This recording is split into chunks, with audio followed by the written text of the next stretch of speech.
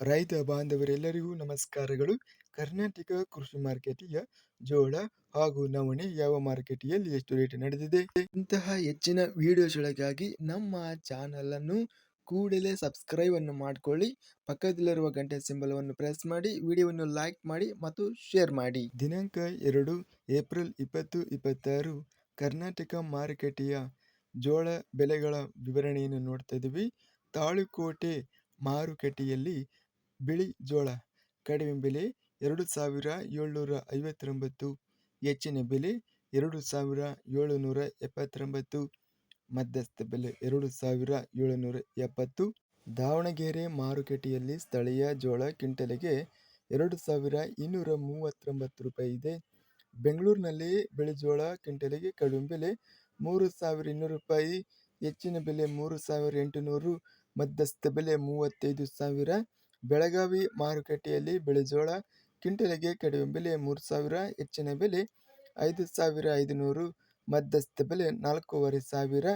ಬಳ್ಳಾರಿನಲ್ಲಿ ಸ್ಥಳೀಯ ಜೋಳ ಕಡಿಮೆ ಬೆಲೆ 1,433, ಹೆಚ್ಚಿನ ಬೆಲೆ 2,932, ಮಧ್ಯಸ್ಥ ಬೆಲೆ 2,440.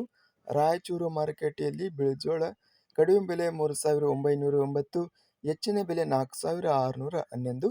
ಸಿಂಧನೂರಿನಲ್ಲಿ ಹೈಬ್ರಿಡ್ ಜೋಳ ಕಡಿಮೆ ಬೆಲೆ 3,100, ಹೆಚ್ಚಿನ ಬೆಲೆ 3,300, ಮಧ್ಯಸ್ಥ ಬೆಲೆ 3,290.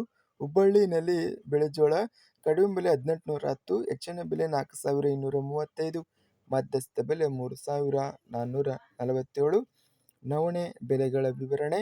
ಕೊಪ್ಪಳನಲ್ಲಿ ನವಣೆ ಹೈಬ್ರಿಡ್ ಕ್ವಿಂಟಲಿಗೆ 2,915, ಬಳ್ಳಾರಿನಲ್ಲಿ ಹೈಬ್ರಿಡ್ ನವಣೆ 2,829ರಿಂದ ಹೆಚ್ಚಿನ ಬೆಲೆ 3,135, ಮಧ್ಯಸ್ಥ ಬೆಲೆ 2,996. ಸಿಂಧನೂರಿನಲ್ಲಿ ಹೈಬ್ರಿಡ್ ನವಣೆ ಕ್ವಿಂಟಲಿಗೆ 2,700 ರೂಪಾಯಿಯಿಂದ ಹೆಚ್ಚಿನ ಬೆಲೆ 2,800, ಮಧ್ಯಸ್ಥ ಬೆಲೆ 2,750. ಇದಿಷ್ಟು ಕರ್ನಾಟಕ ಕೃಷಿ ಮಾರುಕಟ್ಟೆಯ ಜೋಳ ಬೆಲೆಗಳ ವಿವರಣೆ. ಇಂತಹ ತಾಜಾ ಮಾರುಕಟ್ಟೆಯ ಬೆಲೆಗಳ ವಿವರಣೆಗಾಗಿ ನಮ್ಮ ಚಾನಲನ್ನು ಕೂಡಲೇ ಸಬ್ಸ್ಕ್ರೈಬ್ ಅನ್ನು ಮಾಡಿಕೊಳ್ಳಿ.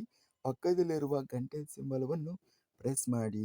ಹೀಗೆ ಮಾಡಿದರೆ ನಾವು ಅಪ್ಲೋಡ್ ಮಾಡುವ ಪ್ರತಿ ವಿಡಿಯೋಸ್ ಕ್ಷಣದಲ್ಲಿ ನೋಟಿಫಿಕೇಶನ್ ಆಗುತ್ತವೆ. ಈ ವಿಡಿಯೋವನ್ನು ಲೈಕ್ ಮಾಡಿ. ವಿಡಿಯೋವನ್ನು ಲೈಕ್ ಮಾಡುವುದರಿಂದ ಇನ್ನೂ ಹೆಚ್ಚಿನ ರೈತ ಬಾಂಧವರೆಲ್ಲರಿಗೂ ಈ ವಿಡಿಯೋ ತಲುಪುತ್ತದೆ. ಆದ್ದರಿಂದ ವಿಡಿಯೋವನ್ನು ಲೈಕ್ ಮಾಡಿ, ಸ್ನೇಹಿತರಿಗೆ ಮತ್ತು ರೈತ ಬಾಂಧವರಿಗೆ ವಿಡಿಯೋವನ್ನು ಶೇರ್ ಮಾಡಿ.